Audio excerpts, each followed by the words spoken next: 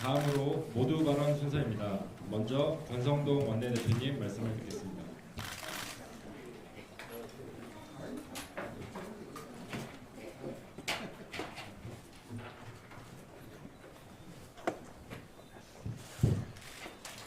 여러분 반갑습니다. 오늘 우리는 반도체 특별법 논의를 위해 모였습니다.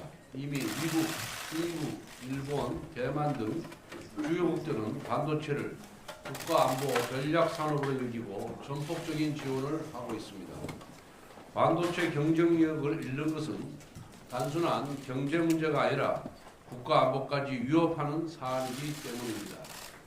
이에 각국은 국가적 정책 지원과 근로시간 유연화를 통해 초경쟁 체제에 돌입했습니다. 연구개발과 생산이 24시간 365일 지속되지 않으면 살아남을 수 없는 산업이기 때문입니다. 최근 중국은 저비용 고성능 AI 모델 딥시크 발표로 전 세계에 충격을 안겼습니다. 이는 R&D 연구진들의 노력과 중국 정부의 파격적인 지원이 결합된 결과입니다.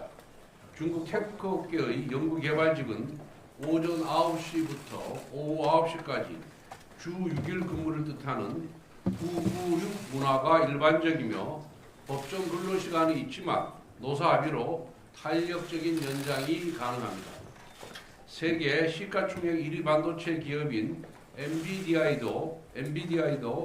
엔비디아도 고강도 근무 문화로 유명합니다. 지난해 새벽 1~2시 근무, 주 7일 연속 근무 사례가 특이한 일이 아니라는 블룸버그 보도는 국내에서도 화제가 되었습니다.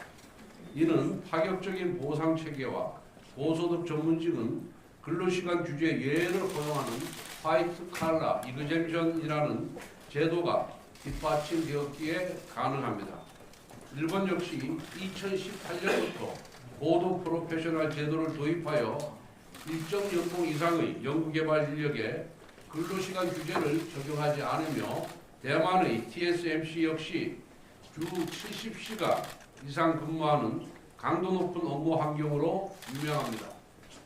그러나 대한민국은 어떻습니까? 주 52시간제의 경직된 운영으로 반도체 산업 경쟁력이 날로 약화되고 있습니다. 연구개발과 생산 라인 운영에 시간이 부족한데도 법적 제약이 가로막고 있는 현실입니다. 이대로라면 글로벌 반도체 경쟁에서 도태될 수밖에 없습니다. 그런데 어제 이재명 대표가 좌장을 맡은 반도체 특별법 토론을 보니 눈앞이 깜깜합니다. 실용주의 코스프레는 하고 싶고 민주노총 눈치는 봐야 하니 두루뭉실한 이야기만 늘어놓으며 결론을 내지 않았습니다. 과거 금융투자소득세 논란에서 봤던 이재명식 두 길 보기에 매우 유감입니다.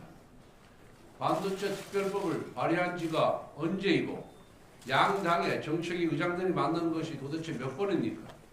어제의 맹탕 토론회는 입법 권력을 독점한 이재명 대표가 대한민국 반도체 산업계를 향해 해줄까 말까 조롱하는 것과 다름없습니다. 본인은 중재자 이미지를 얻고 욕먹는 것은 친명 의원들에게 떠넘기는 기만적인 역할극은 금투세 한 번으로 충분합니다. 반도체 산업은 대한민국 생존이 걸린 문제입니다.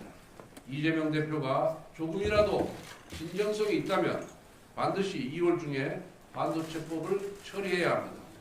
민주당이 지지 세력의 눈치가 아닌 기업의 절박한 현실을 직시하도록 당과 정이 더 노력해야 합니다. 정치는 말이 아니라 실천으로 증명하는 것임을 잊지 말아야 합니다. 네, 감사합니다. 다음으로 김상훈 정책위 의장님 말씀을 듣겠습니다. 예, 한국 반도체 이대로 가다간 정말